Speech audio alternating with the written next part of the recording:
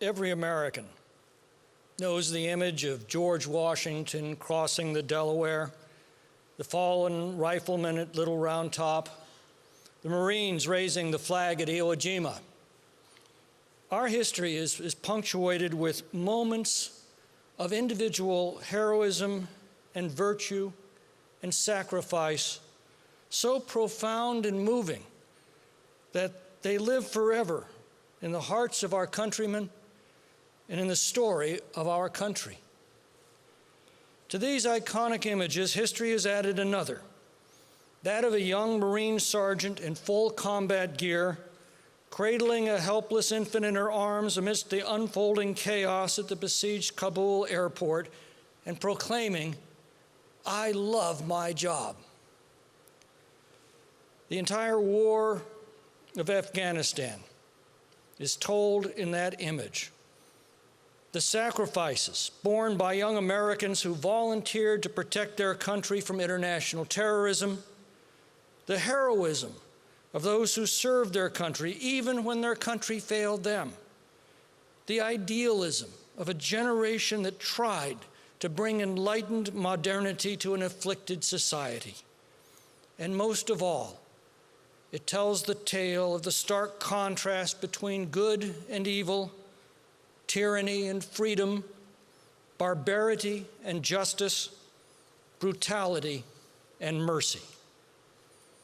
Above all others, it is that picture that tells the story, and it's given power and immortality by the spirit of the young woman in that photo, who we come here today to honor, mourn, and eulogize, Marine Sergeant Nicole Gee.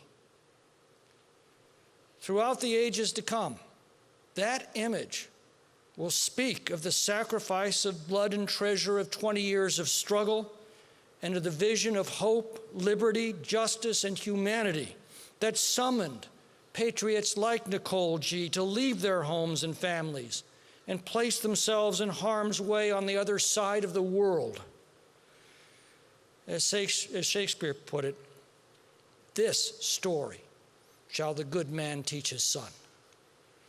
Historians looking back on this age will find its story summarized in that single image and illustrated in the life and dreams and ultimate sacrifice of Nicole Gee. They will note that her life ended just days after it was taken, at the age of just 23 years. They will remember that this angelic young lady was cut down with 12 of her brothers and sisters by incarnate, insensate evil. And they will ponder where that young life might have led. And that's an important question. The answer is known to so many here today who knew her. She could have done anything she wanted. Married to her high school sweetheart, a 4.1 GPA at Oakland High School, one pretty badass Marine, as her sister put it. She could have done anything she wanted. And what she wanted most to do was to serve her country and to serve humanity.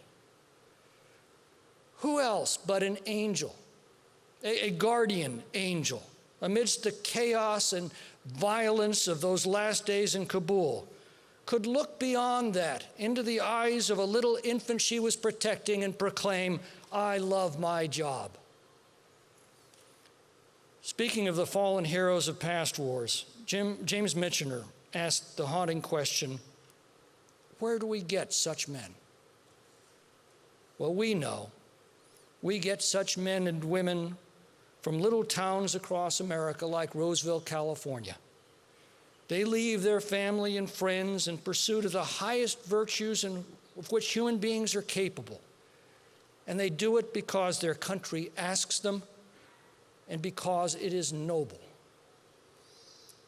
I don't know how to offer condolences to Nicole's family, to her husband, Jared, to her father, Rick, her sister, Misty, to her many family and friends. The loss they bear is beyond my comprehension.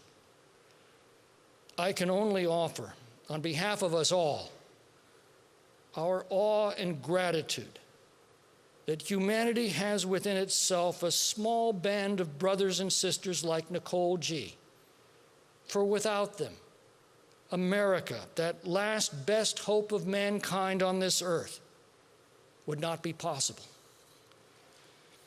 In the Capitol Rotunda is a fresco called The Apotheosis of Washington. It depicts General Washington in uniform ascending to the heavens, flanked by victory and freedom, and surrounded by the essence and fruits of a free nation. And in that depiction, Washington beckons. And from little towns like Roseville, California, decent young men and women with promising futures like Nicole Gee have answered. And I don't know how their families can bear it, but I do know what we owe them. Before her father left the stage last week at the community memorial, he had one request. He pleaded, never forget her. Please never forget her.